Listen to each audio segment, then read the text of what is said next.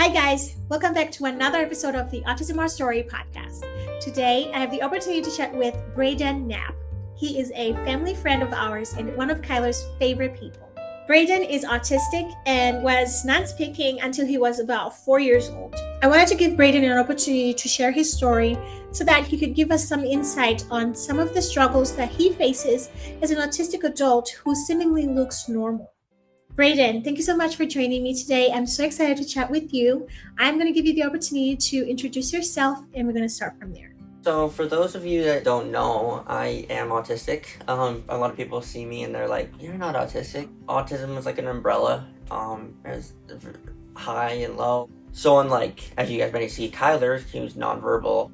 I'm not, as you see here, I'm doing this interview, but I didn't start talking till I was about 4 years old, very late. Same with walking and as well. Both walking and talking, I didn't start till I was like 4 or 5. So yeah, a lot of people see that and they're like, "Oh, but you're talking and you're interacting with people." Every autistic child interacts with people at their own comfort level. So Yeah.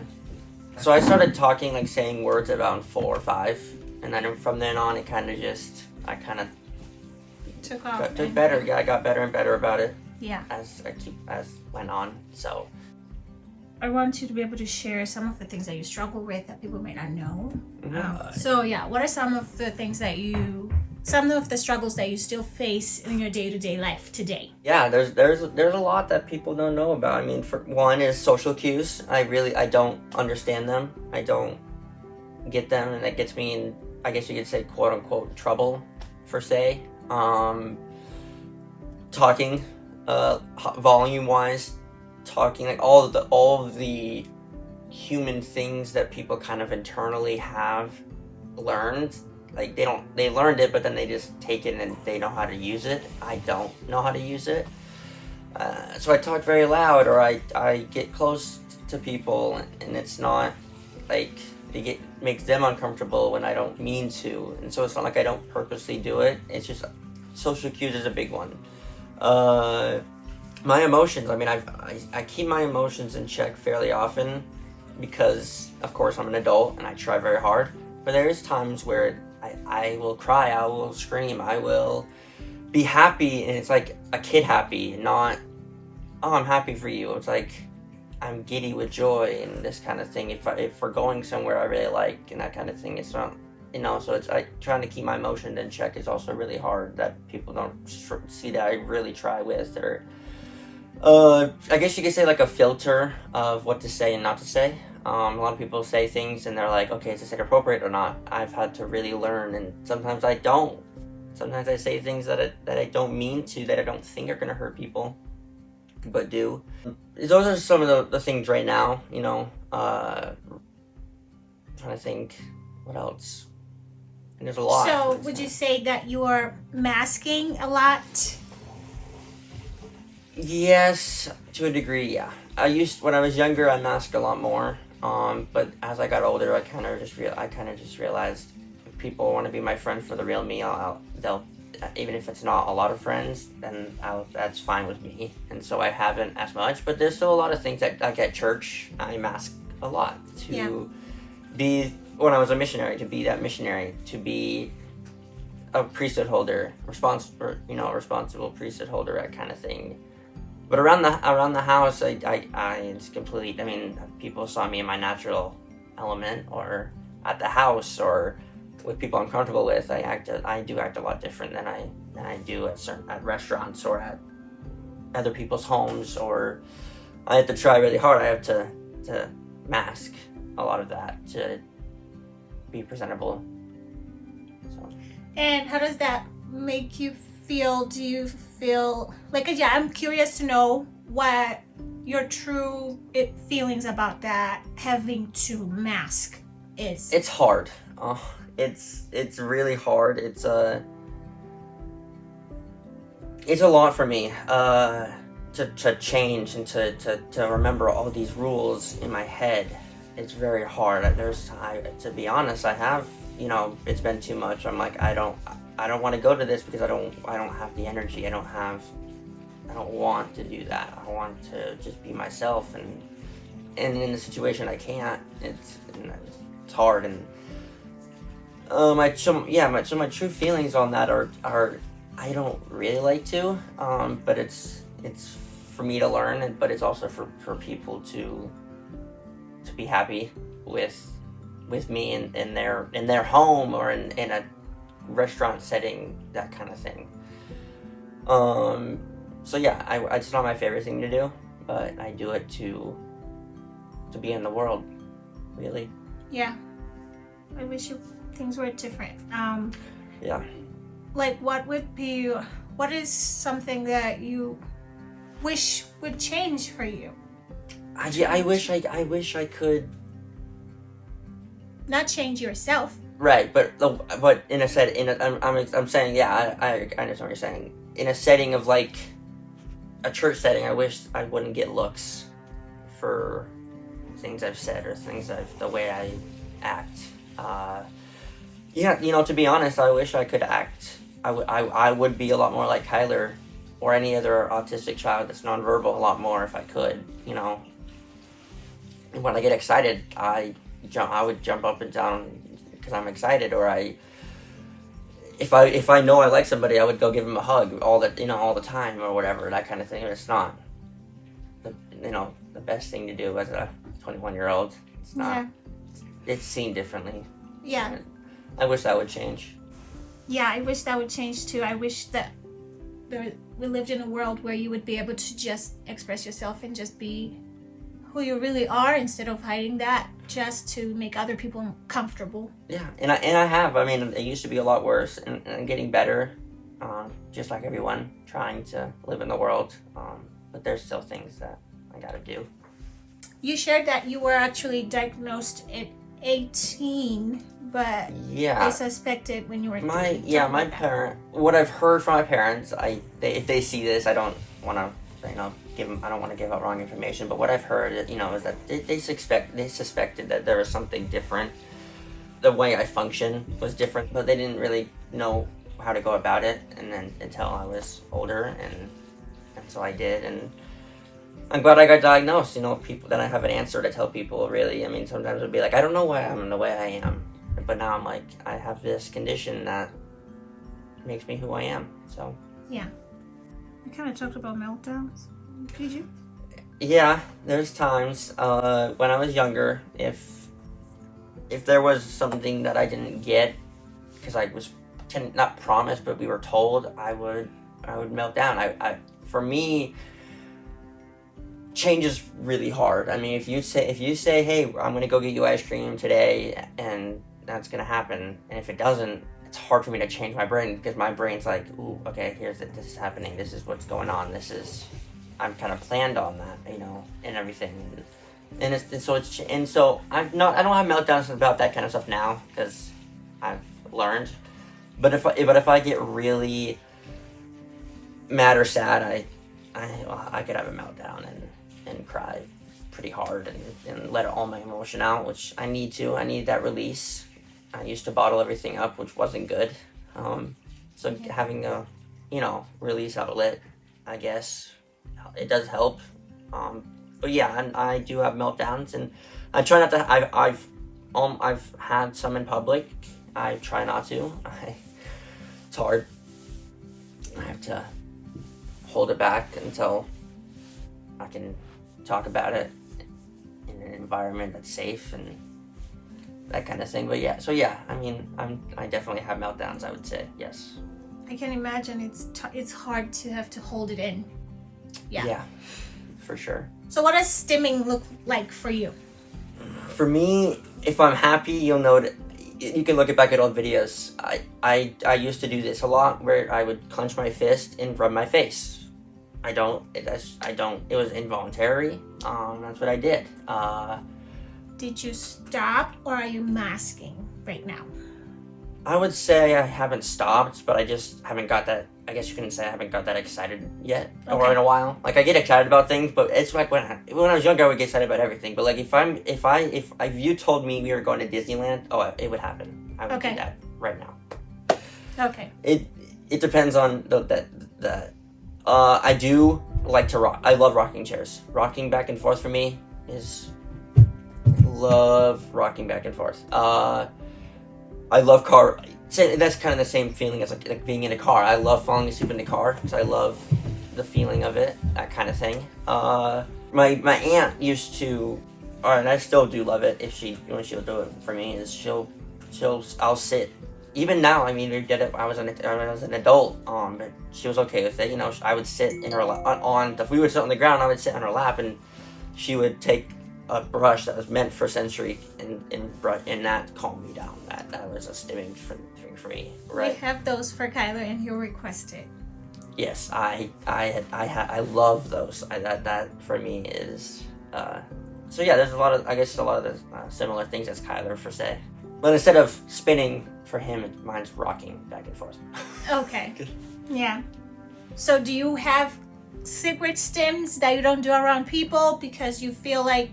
I'm just wondering. Yeah, I mean, you're masking. I try very hard not to do this one in public because it's not my. It's not. I mean, it looks weird. It's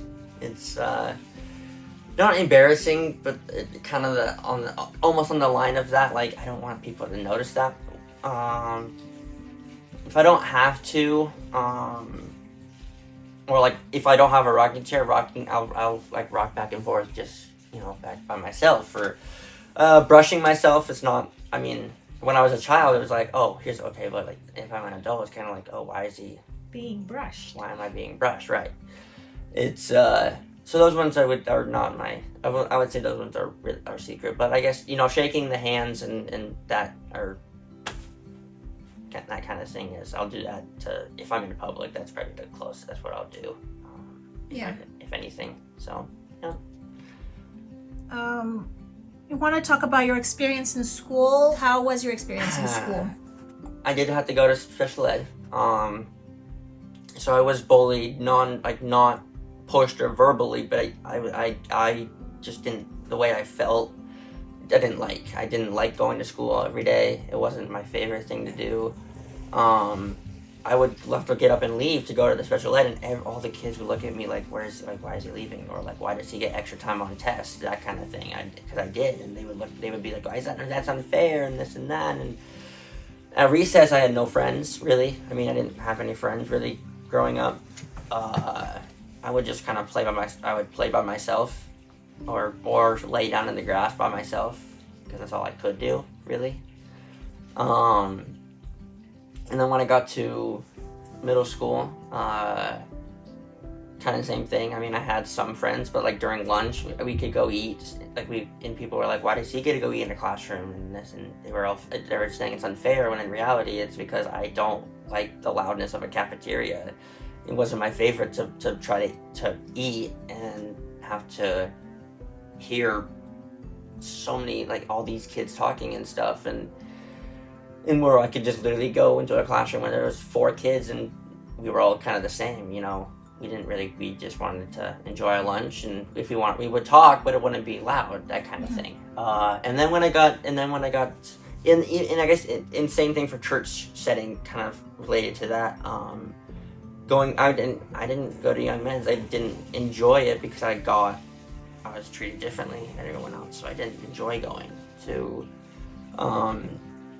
Young Men's. I mean, my brothers would go, and I didn't. I just was like, I'm good. I don't want to go to a place where I'm just gonna feel uncomfortable and. Did you feel quote unquote bullied? Treated differently by your peers? It was my peers that really, I thought people were my friends, and they just used me, which hurt.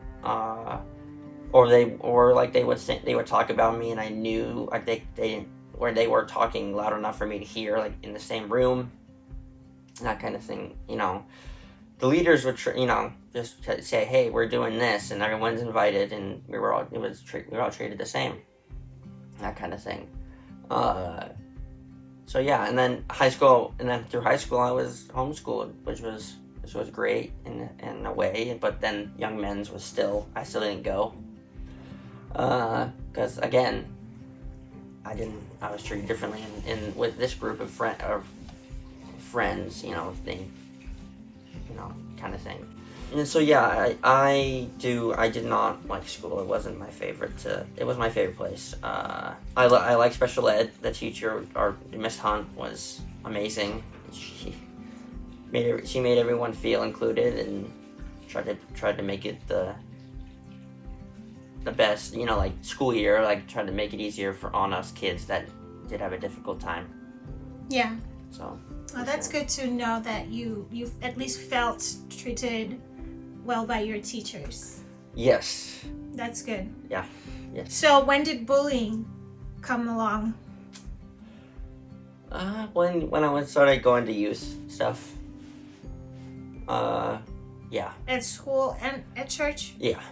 And that's the really sad thing, because I love church so much, but having that was like, wow, it just was like, wow, I can't believe it. Just was hard to kind of just like, Sunday, I love to go to church. I love to go to church and partake of the sacrament and everything, but I would just want to leave pretty much right after. I mean, the exception of being Goshen, right? But and then, like, I was like, okay, church is done. I want to go home and not be around these people that would just use me or mistreat me.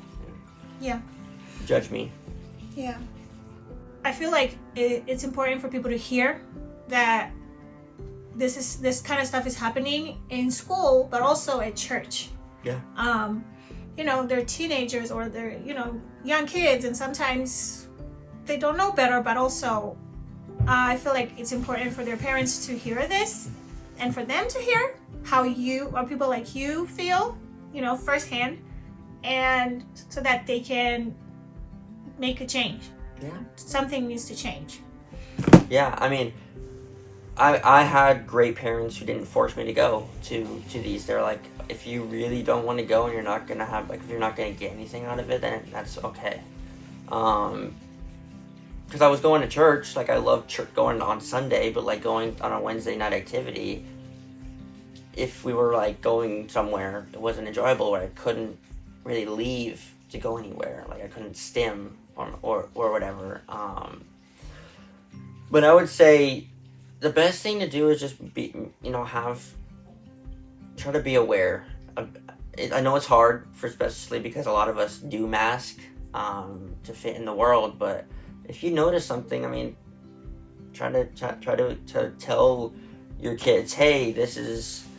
I don't care if you're talking about me for an educational purpose, because I would rather have it down the road be, okay, I'm not gonna be mean to because of the way he is, because he can't control it. They were most of the time when I was bullied, it was, why are you the way you are? You can't. Why don't you just change? I can change some things, but there's not a whole lot. I can't change the way my brain is wired. Yeah. So I think that's just a very helpful, for sure, to be aware of it, more aware of small things that we do. Well, anything is better than nothing. Yes. I guess is what I'll say about that. So. There's a story that I want you to share about Gita.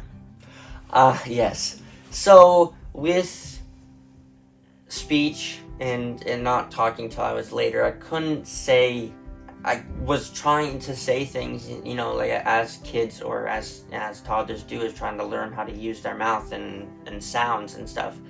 I couldn't say, or really anything, but I couldn't say the word grandmother or grandma. Couldn't say that. And so what kind of came out was the word Gita. And Gita is my grandmother. That's what she goes by. And because she was like, I said it, and she said, that's why I want my grandchildren to call me, because she really didn't want to go by grandma, really. And so it worked out, but I was really trying to say, because I wanted to get her attention, and that's what came out, and now it's stuck. And yep, everyone calls her Gita. People in church and other friends that have kids, it's her name. Or I love that. It's her grandmother name. I love that so much. yeah, that's really special. It's like, oh, I love it. So what is something that you wish people knew about you? I don't think a lot of people know that I really truly am.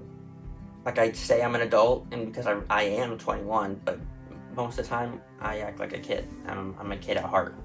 I watch TV, or I'll watch animated cartoons because I enjoy them. I'll watch stuff like that, or I love playing games. I love just talking, about it, or anything like that, or so yeah, I would say that I don't think a lot of people realize that if I act the way sometimes I act the way I am, it's because that's just the way I am. I act like a kid. So that's the one. I guess that's the one thing of, if they don't think I'm mature, which a lot of people say I have been, but that's the reason why. It's because I really have to. My reading and everything is behind. Like, I really am a year or however long in everything. Growth, everything was behind. I was below, and I had to catch up. So while my brothers were 17 and I'm 19, they're knowing all this stuff that I don't. I have to catch up. Like, I have to play catch up with all this stuff. And so that's why, Okay. that's why that's why when I get complimented or say that you matured a lot, it means a lot, because I have to try super hard to really learn how all that stuff works and everything. So now we can talk about your mission. You recently served a mission and just finished. I would like for you to talk a little bit about that, your experience. Yeah, actually, the reason why I came up here is because of my disabilities, autism, learning disabilities, mental illnesses that I have.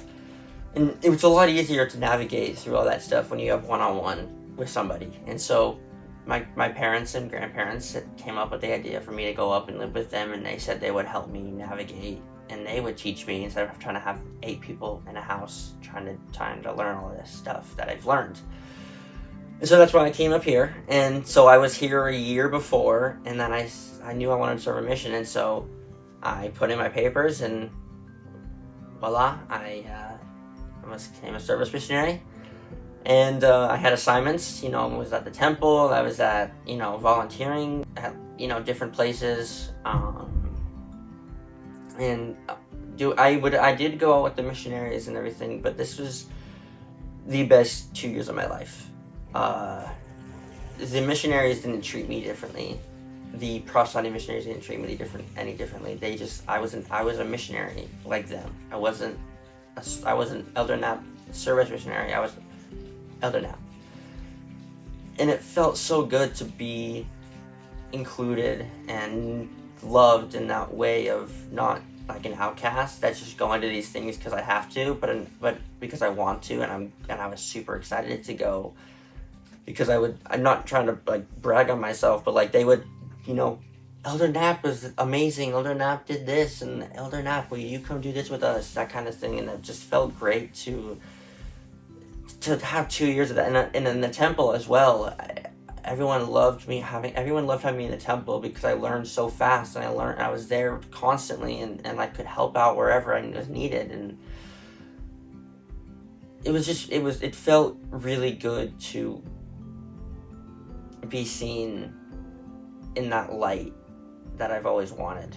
To be honest, I wish that we would make it a thing of letting service missionaries live with grandparents, uncles that don't have kids, and not with their family, because like I love my family, but it's like I was away for 2 years. Yeah. I didn't see them, and wasn't interacting with them constantly, and it made it really enjoyable. I wasn't trying to worry about all this stuff, and I got to meet amazing people on my mission, and it's just been a blessing to. So yeah, I would just say this is like it was the best 2 years of my life. The Lord really blessed me, and of course I had change, which the Lord knew I needed to learn, because I talked about earlier, I'm not really good with change. It's not my favorite thing.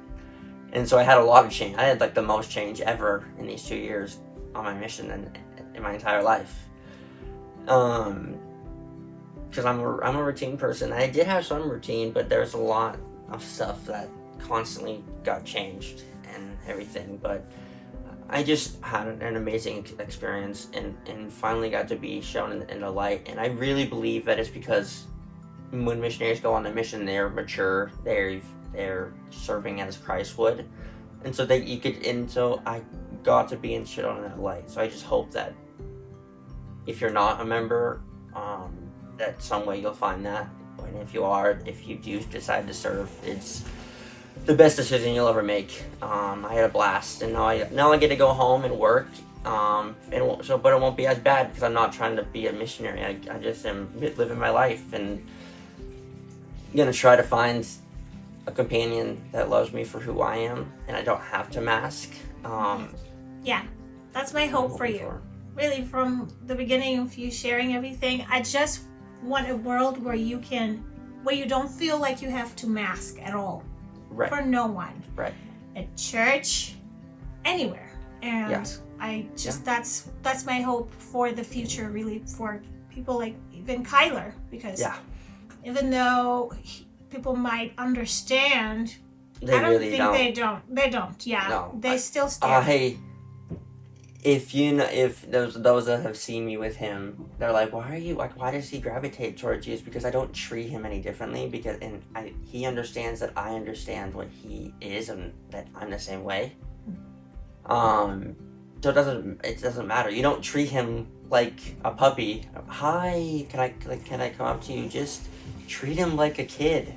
That's who he is. He's just a fun-loving kid that just wants to be around people. He does want to be around people, but he's not going to want to be around people that are skittish or timid or trying to make him something he's not. And that's the same way I was, or I still am. Yeah. So it would make it a lot easier for everyone. And I know it's hard because we're telling people to change, and people don't want to change, and you don't have to change. You don't have to change a lot. You just have to change the way you see people. Yes. Really. You're not changing who you are. You're not changing your personality. You're just changing the way you look at people with any disability. Yes. I just love how Kyler loves you, and you have been, it seems like you came here at a good, like a perfect timing, really, for us. Mm-hmm. And it's been a blessing having you. Do you want to share if there's anything that you feel like you've learned with your relationship with Kyler, and I've learned that autism is different in every which way. I mean, he is starting to talk and everything, but I don't mind being around people, and he doesn't either, but I talk and he doesn't. There's different things that are different about each person, and that's what I love about, it's an umbrella, and we're all have this diagnosis, but there's just a couple of tweaks that are different, and I've learned a lot from him. I think what I've learned is just that you love no matter what. It doesn't matter. I mean, there's time. I mean, I talked about him on Sunday or in church, and he knew, right? Yeah. And I don't think people realize that he is listening and he knows what's going on around him. Yeah. And it is people. I just think people treat him like he's someone that's just blank in the head. He's not in there. Right. When he is.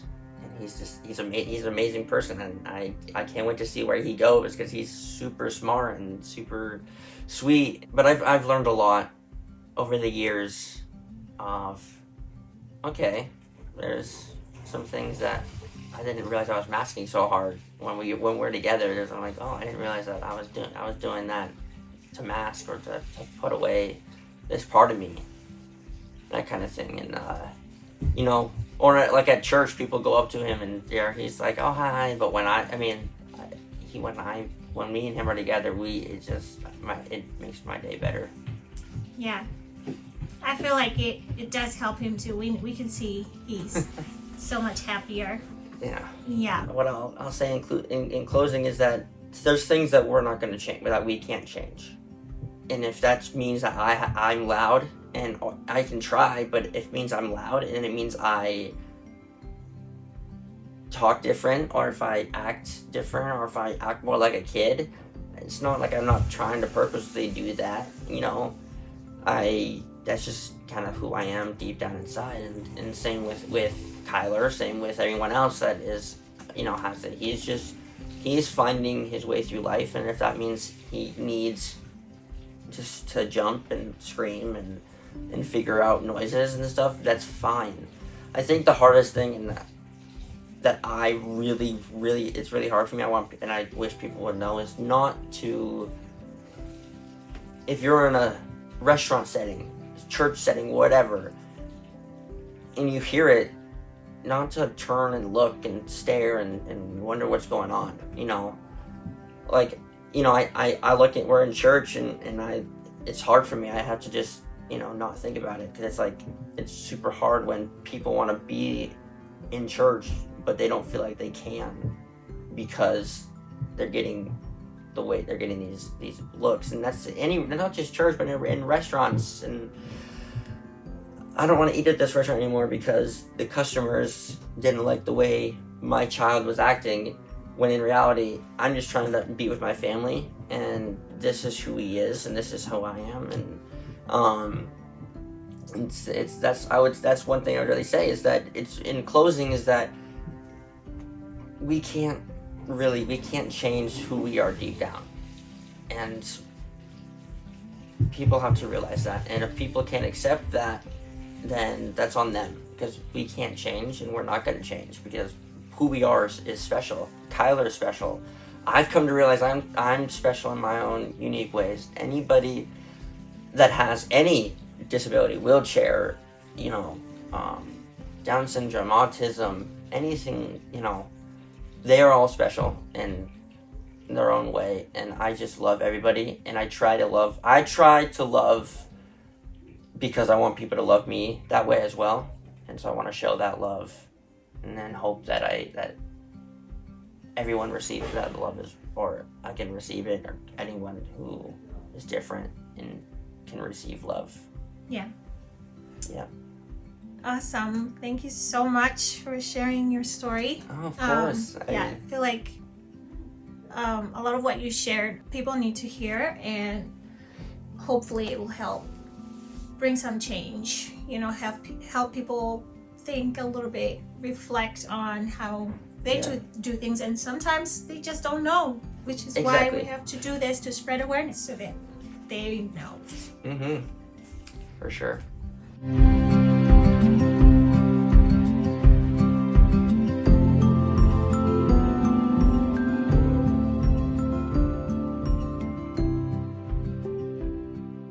Look at the camera. Okay. Cheese! All right. Good job. Got it. Thank you so much for tuning in today. If you haven't yet, please consider subscribing to the channel so you can get notified whenever I post new episodes. Until next time.